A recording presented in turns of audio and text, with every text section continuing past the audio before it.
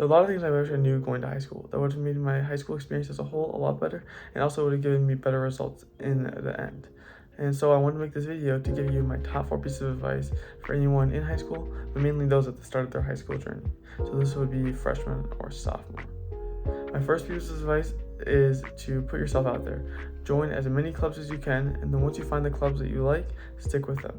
The reason for this piece of advice is that will give you 3 main benefits. First is that it will provide structure to your life, in that there will be stuff that you have to do every single day or every other day. So when you get home from school, you can't just procrastinate all your things. You just say, I have 5 hours, maybe until I want to go to bed, or 6 hours, 7 hours, whatever it is.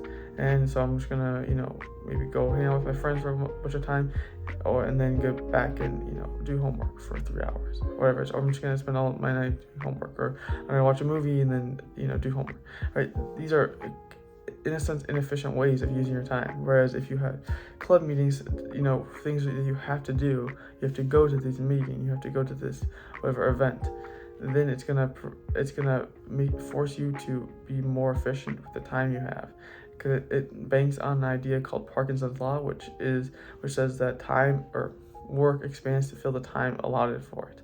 So if you allot a bunch of time for your work, you're gonna naturally want to do things that make the work fill out that time.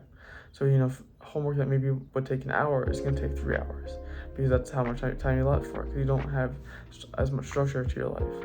And then the second benefit is, piggybacking off of the structure benefit, is you might not think this, but it should help you get better grades in school, as long as you're not burning yourself out with your activities. But if you have a healthy balance of activities, then it should help get you better grades, because you'll learn more efficient. You should be learning more efficient study and learning techniques from forcing you to be more efficient with your time, which will then allow you to get better grades. And then the third benefit is that it should provide a source, an opportunity for you to make friends, which will then, give you a lot more, make high school a lot more fun, and give you a lot more of those experiences that you should be able to look back on and enjoy for, the rest of your life. My second piece of advice is grades and test scores. While grades and test scores are good, extracurriculars are just as important, if not more important, now in 2022, right? Because with most of the top colleges going test optional, due to COVID, and just now a trend, and I don't see it going away in at least the foreseeable next couple years.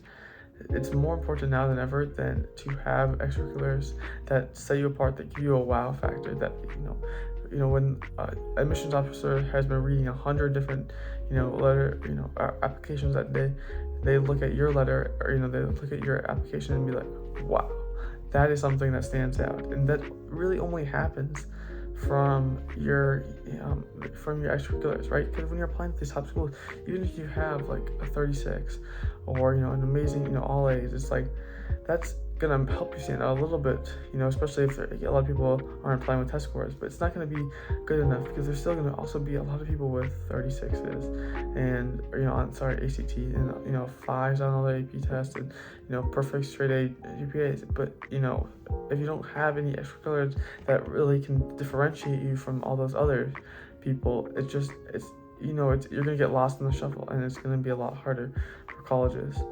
And so this also adds to the point that if you get a bad grade, or get a bad score on one of your tests, whatever it is, don't be so stressed about it, right? Just let it kind of bounce off you, and just take it in stride, and use it as a learning experience, instead of just having a full breakdown. Because in the whole scheme of high school, it's not that big of a deal. So that's my second piece of advice. My third piece of advice is to try to become friends with your teachers and counselors.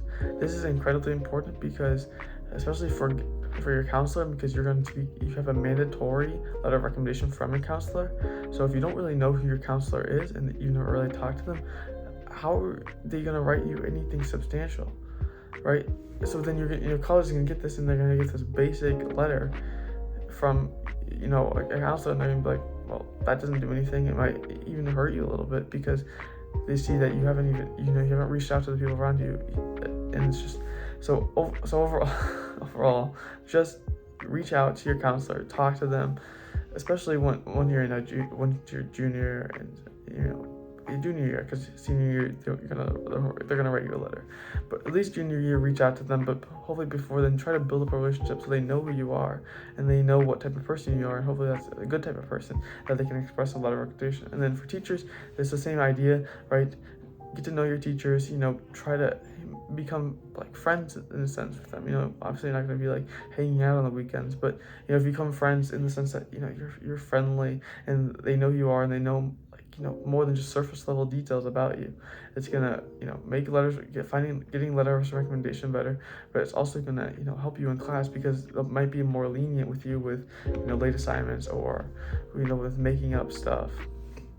So overall, make the class a lot better. And then my last piece of advice, and honestly my most important piece of advice, is enjoy high school. These are some of the most pivotal 4 years of your life, and it's just a shame if you just let that all go to waste, worrying about trying to get into college. And that's kind of what I did. I really didn't go out much until my senior year. And in my senior year, I didn't go out as much as I was trying to. And going out just means hanging out with people, or going to social events at school, whatever it is, experiencing what high school has to offer, because there's so much that it has to offer. If you don't experience it, then you're gonna lose out on all these sources of enjoyment. And that's when I look back at my high school, I just see a blur, because a lot of it was just filled with nights of just studying, maybe watching movies at my house or whatever it is. But the only times I really remember are the times that I went out with people, or went to this cool social event or a sporting event or whatever it is. Those are the times you remember. And so just try to go out and enjoy high school, and also just enjoy the journey. Don't be so worried about getting perfect test scores or getting perfect grades or whatever. Making sure you're like the most appealing person ever to college is just because if you do that, if you say, I'm gonna be happy once I do this, I'm gonna be happy once I do that, once I get to the year, I'll worry about being happy.